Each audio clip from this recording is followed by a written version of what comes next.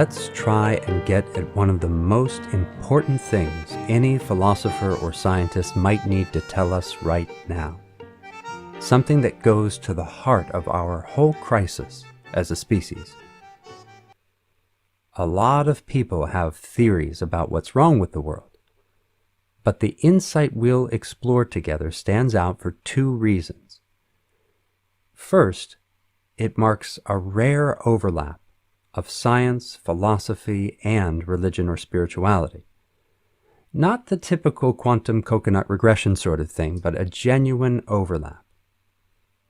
And second, we have so far failed to genuinely apply this insight to the major problems of the world in any significant way. It's an insight still waiting for us to truly understand it and thus to better understand ourselves and our world. An insight that invites us into a transformation most of us aren't expecting.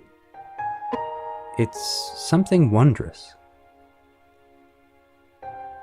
Maybe we can start by first acknowledging how crazy our world can seem. Maybe you feel like everyone else is crazy and you're just trying to be sane.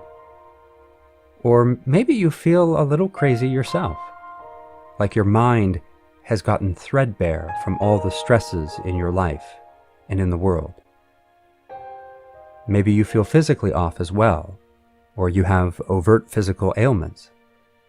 All of that relates in one way or another to our subject matter. When we look around at the problems in our own lives and in the world, we naturally want to do something about it. But what if every attempt to help ourselves or to help the world somehow digs us in a little deeper? What if our best intentions end up perpetuating a pattern of insanity in ways we don't fully sense or understand? Let me give a little trigger warning about the way we'll try and answer those questions. We'll consider a simple and sensitive, aesthetically pleasing scientific account. Now, if you find science confusing, boring, or somehow limited, you needn't fear. Just stick with it and all will become clear. It's okay if something about the discussion seems fuzzy at first. That's a good thing and perfectly natural with philosophically loaded material, even if it's scientifically based. To understand our situation scientifically, we'll turn to the multidisciplinary scientist Gregory Bateson, who gives a precise statement of our present insanity in a talk he offered back in 1970. The philosophical diagnosis of our problem goes back way earlier than 1970. But this talk is perhaps one of the best statements of the problem we can find in all of philosophy or science. In this talk, Bateson points out two interrelated errors in our scientific thinking. The first is an error in Darwinian evolution theory. That error has to do with the unit of survival in natural selection.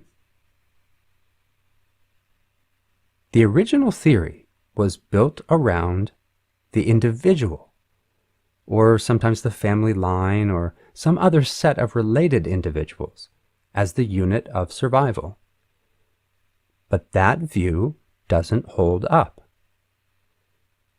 Instead, the unit of survival has to include a responsive organism and a responsive environment, and it cannot keep a strong barrier between those.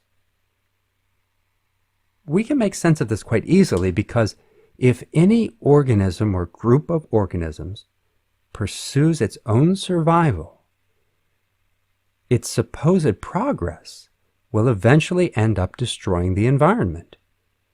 Any organism that destroys its environment destroys itself. Therefore, we need to change the way we make sense of survival. the habitual notion of survival of the fittest contains an error.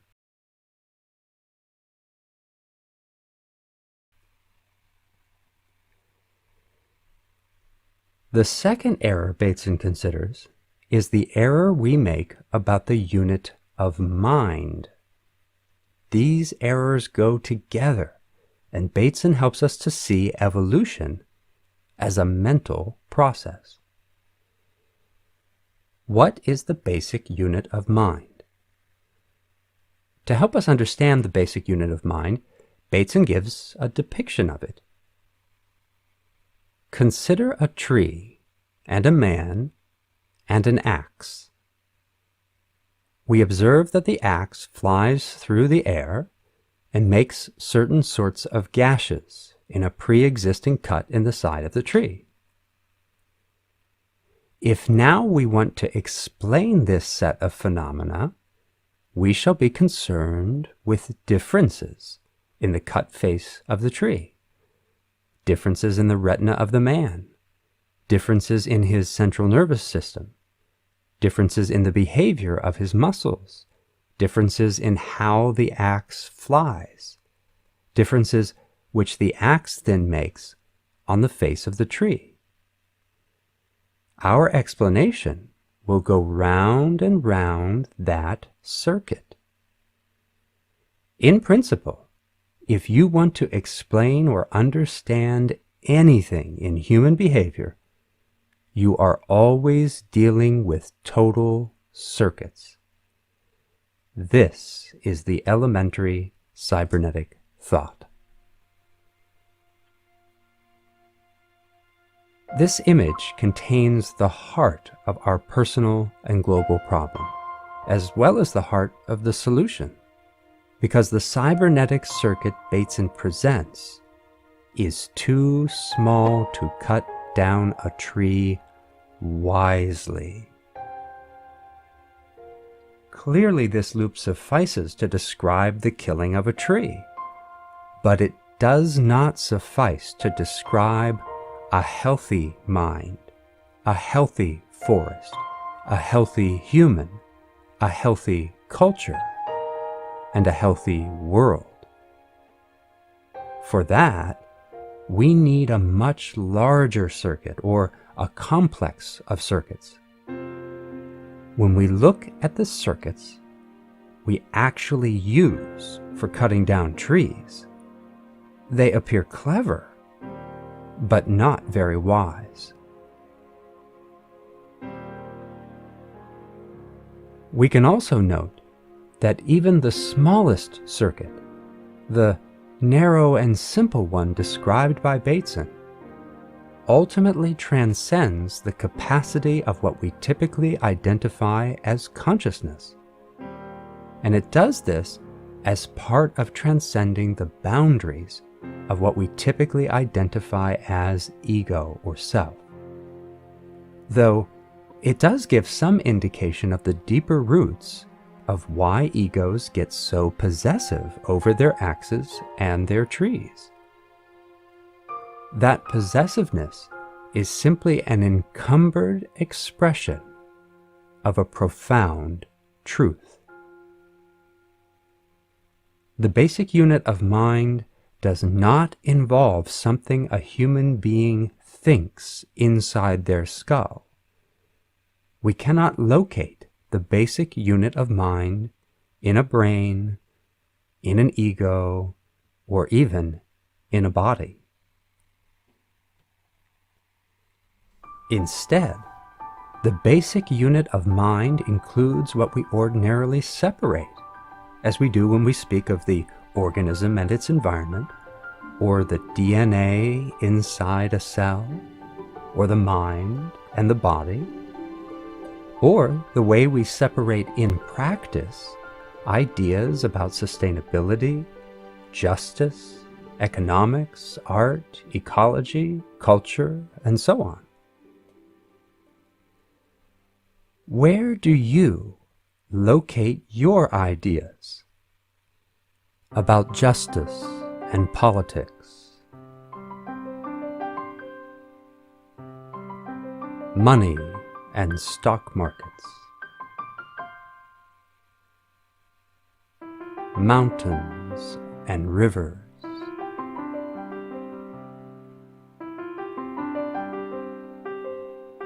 dolphins,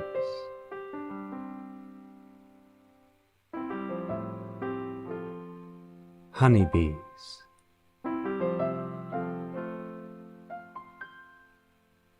sacredness,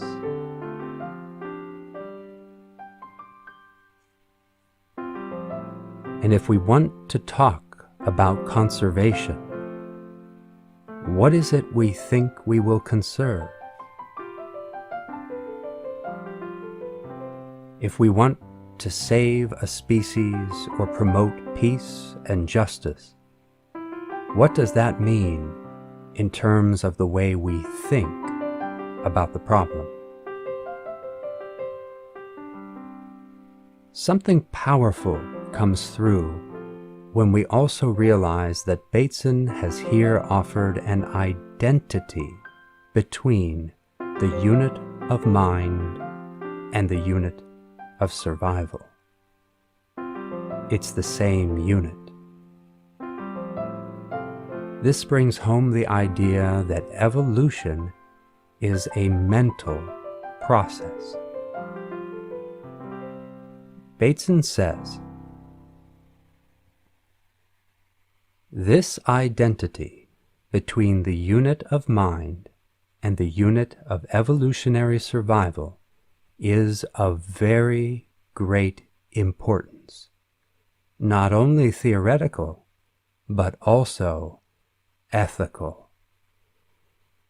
If this identity between mental and evolutionary units is broadly right, then we face a number of shifts in our thinking. The very meaning of survival becomes different when we stop talking about the survival of something bounded by the skin and start to think of the survival of the system of ideas in circuit. Habitually, we think of things rather narrowly. This division between mind and body, between organism and environment, leads to seeing ourselves as set against our world. We function as if mind is inside of us, and we therefore see the world as essentially mindless. We do not see our acts as part of our mind, nor do we see cars, trees, whales, and wolves as part of our mind. Mind transcends what we identify in our conscious purposes. But as a matter of bad habit, we follow our own conscious purposes even when we try to restore ecologies or establish justice, let alone when we try to make money or achieve success and fame. And when we follow conscious purposes in our habitual manner, we replicate the style of thinking that creates all our problems in the first place. And thus, against our best intentions, the environment inevitably becomes something we exploit on the basis of those purposes. And we functionally break apart the unit of survival, putting the survival of all of us in peril.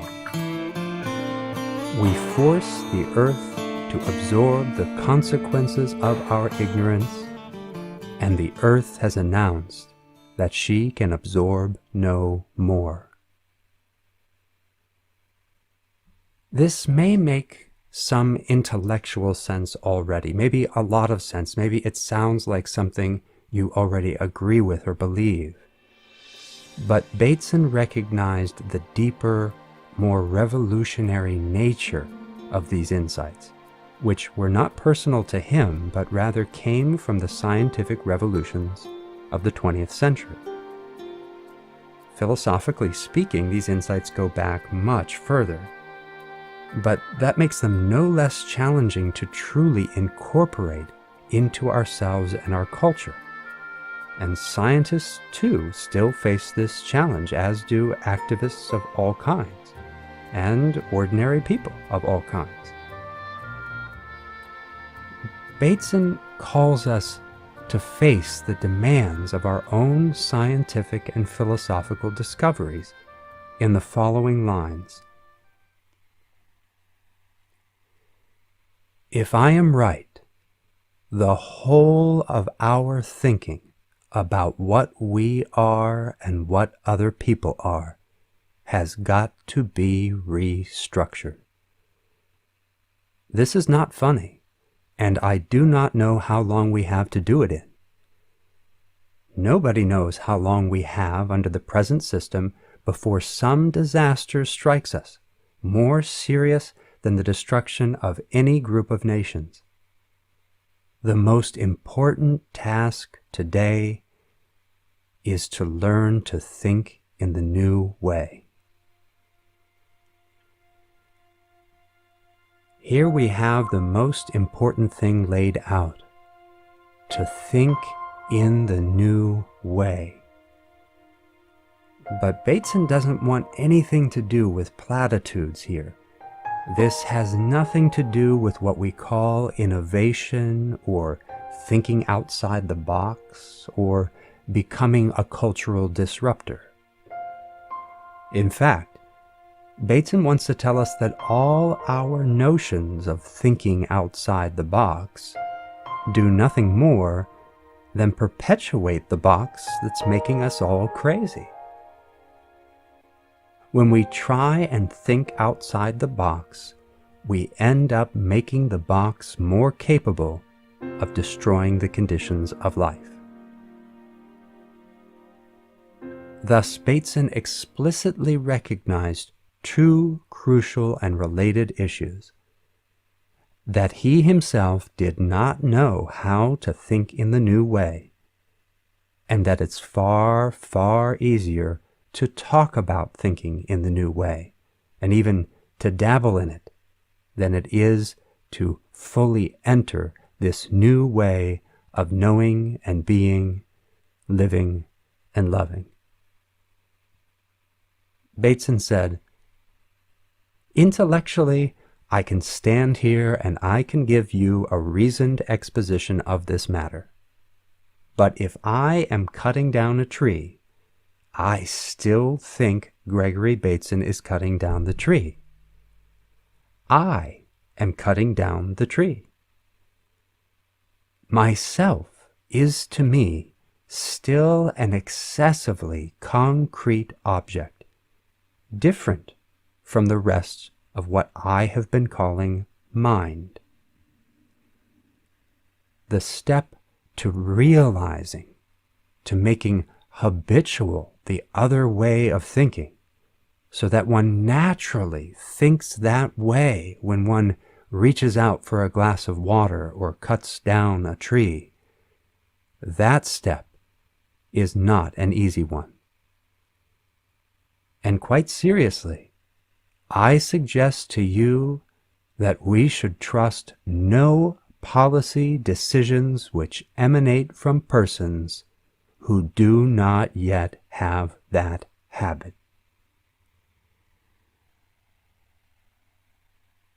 Wow.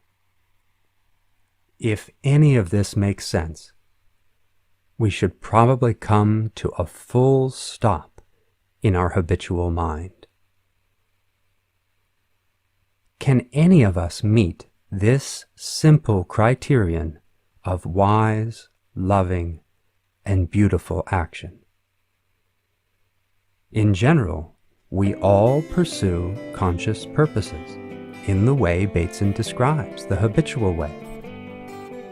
Whatever we may say at an intellectual level, in simple terms, when we go to save the rainforest or to protest injustice or to improve our culture, our organization, our family, or our own soul, we do this from the conscious and also the largely unconscious perspective that I am doing this. In other words, if there were an AA-style group for most of humanity, it might be called Doers Anonymous, because we are addicted to the image of a doer, and we are addicted to doing things to solve our problems. But doing is the source of our problems, and can never be the solution except in a partial or fragmented way. After all, we see plenty of partial or relative success with that approach. It's just that all that partiality adds up to what we have today: a world hanging by a thread. Bateson indicates that genuinely wise action, genuine sanity, involves allowing ourselves to be more than a doer. This would mean liberating ourselves into larger ecologies of mind. And that's what we want when we start to talk about systems thinking, and sanity, and healing, and justice, and what all our talking fails to get us. Bateson cautions us in no uncertain terms here. He warns us that the ecological catastrophe arises from a style of thinking, a style of consciousness, one which people in governmental, NGO, sustainable business, activist groups, and more suffer from just as much as do oil executives, technologists, and financiers.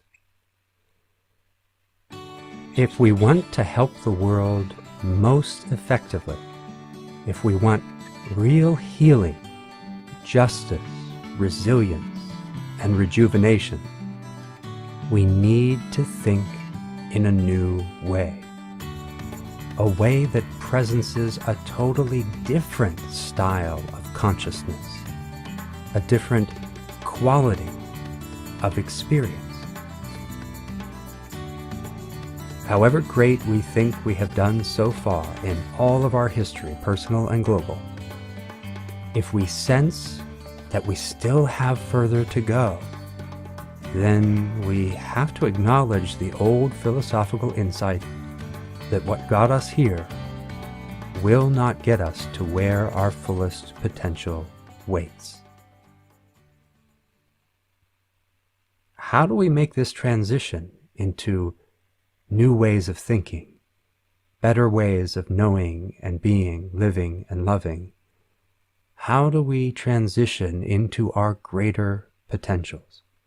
How do we practice a mind of ecology that helps us live in more creative and vitalizing ecologies of mind?